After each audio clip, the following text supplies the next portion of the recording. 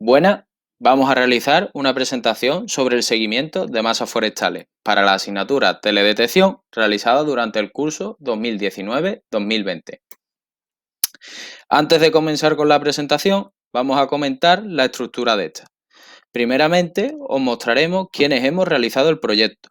Seguido a esto, expondremos una primera parte donde daremos introducción al seguimiento de masas forestales.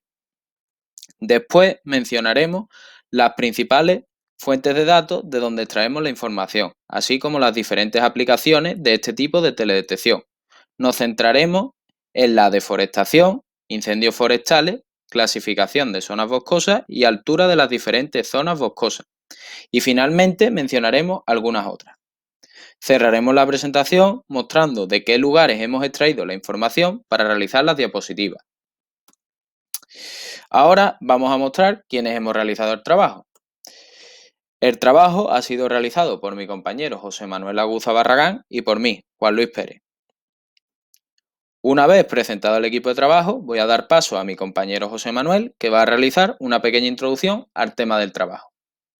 Buenas. Actualmente, los bosques del mundo cubren 4 millones de hectáreas, lo que constituye aproximadamente un 30% de la superficie terrestre del planeta. Por ello, existen muchos sensores en teledetección que se dedican a observar las diferentes masas forestales, con diferentes fines, para posteriormente obtener imágenes, como por ejemplo esta que podemos ver aquí. Estos sensores utilizan los índices de vegetación que hemos visto en clase para centrarse en la información procedente de las plantas. Los más relevantes son el NDVI y el SAVI, que como ya sabemos, utilizan los valores de reflectancia de las bandas del infrarrojo cercano y del rojo visible para mejorar la información que se extrae de las cubiertas vegetales. Muy bien, pues una vez visto esto, vamos a ver de dónde provienen las diferentes imágenes. En la actualidad tenemos una gran variedad de sensores que se utilizan en teledetección, pero no todos son válidos para obtener información de las masas forestales. Destinados a este fin, podemos destacar los siguientes tipos. Satélites con resolución espacial alta, como por ejemplo el Landsat 8 con 30 metros por píxel o el Sentinel 2A y 2B, hasta 10 metros por píxel. Estos satélites tienen también un gran número de bandas espectrales, especialmente interesantes para estudiar el estado y la evolución de la vegetación. Estas características que reúnen los hacen idóneos para observar grandes masas de bosque o ecosistemas forestales. Satélites de muy alta resolución espacial, como el World Wide View hasta 30 centímetros por píxel o el GeoEye hasta 50 centímetros por píxel o el QuickBird hasta 60 centímetros por píxel, los cuales permiten estudiar con detalle las masas boscosas a escala local. Sensores multiespectrales montados en drones, los cuales nos permiten llegar a resoluciones de pocos centímetros, lo que proporciona una interesante herramienta para estudiar superficies limitadas con un gran detalle, llegando a poder analizar árboles concretos de forma individualizada. Y por último, sensores LIDAR, los cuales emiten un pulso de láser cuyo eco es recogido por el sensor, el cual es para calcular el tiempo de retorno y así poder determinar parámetros de la estructura del bosque, como por ejemplo la altura de los árboles o densidad de las ramas. Pues ahora vamos a entrar ya en funciones específicas de análisis de masas forestales. La primera que vamos a ver es la deforestación. Medir los niveles de deforestación o forestación es una de las principales aplicaciones del estudio de masas forestales, ya que es muy importante controlar los diferentes bosques del planeta. La principal fuente de imágenes para este fin proviene del programa Landsat, ya que necesitamos ver con un gran grado de detalle la vegetación para diferenciar las diferentes zonas del terreno. Es decir, queremos ver qué zona tiene vegetación de un tipo, qué zona tiene vegetación vigorosa, qué zona no tiene vegetación, etc.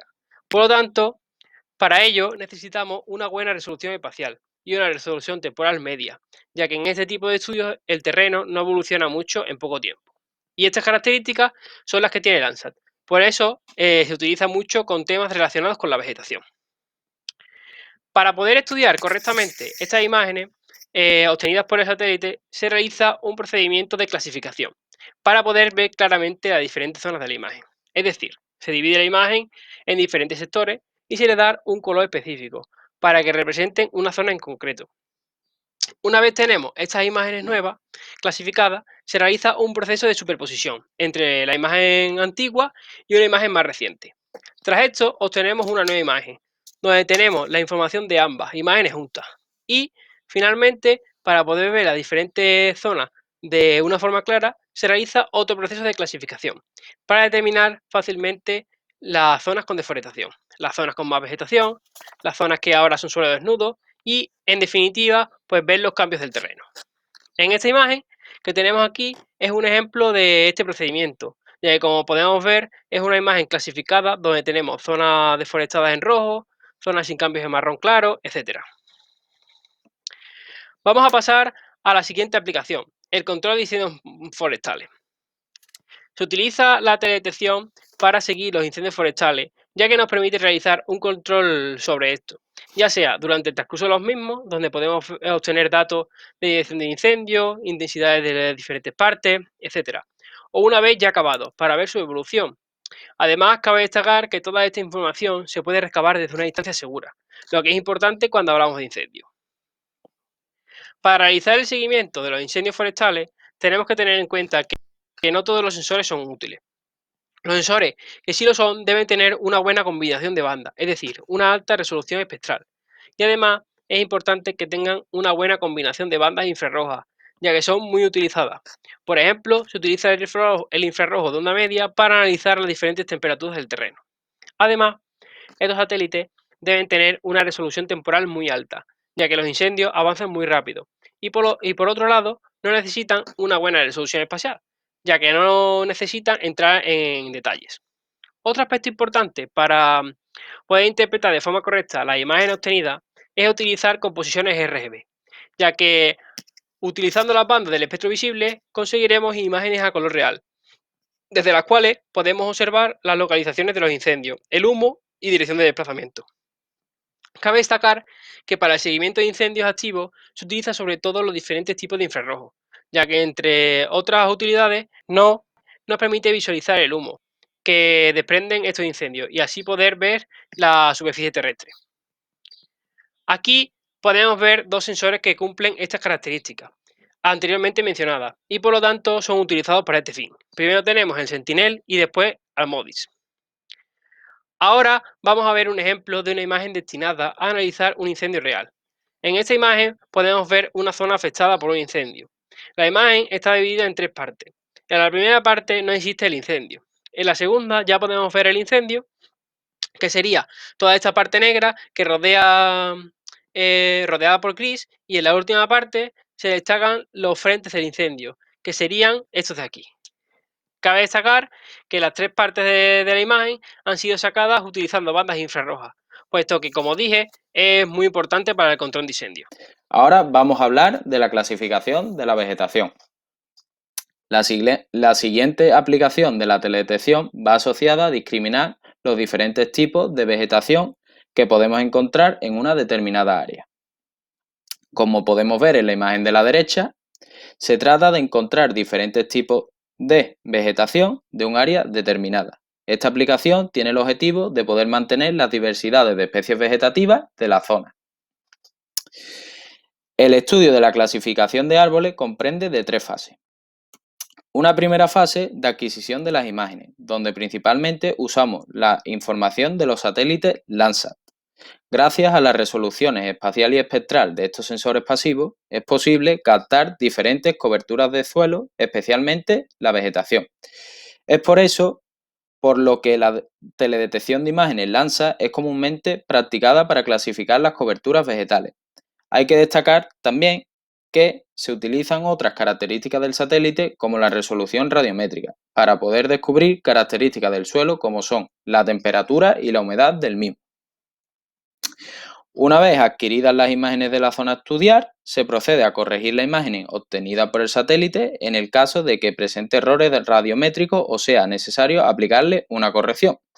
Ahora nos encontramos con las imágenes óptimas para el estudio, corregidas radiométrica y geográficamente. Justo después de esto, procedemos a clasificar los diferentes aspectos de la imagen a través de un algoritmo denominado ISOCLAST.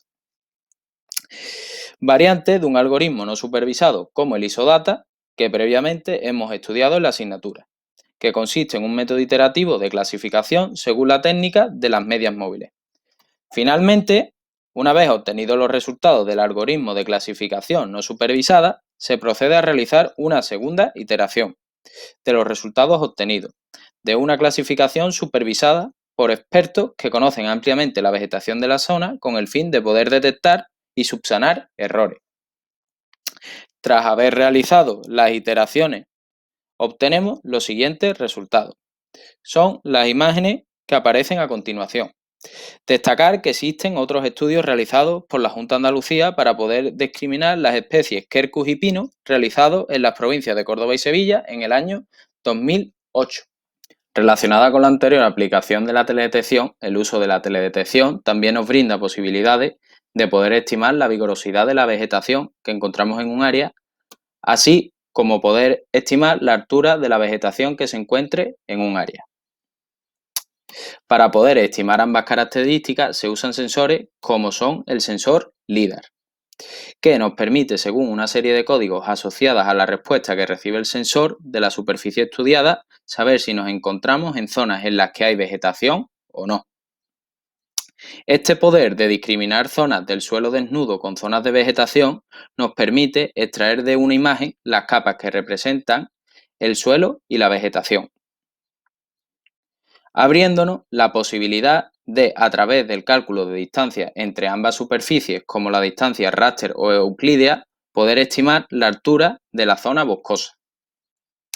También existen otros métodos de estimar la altura a través de imágenes captadas por el satélite Landsat, usando el método de las series temporales, basado en la comparación de imágenes de una misma zona en diferentes intervalos de tiempo, usando el modelo directo de la escena, comúnmente conocido como volumen aleatorio sobre el suelo, Random Volume over Ground, RV o G.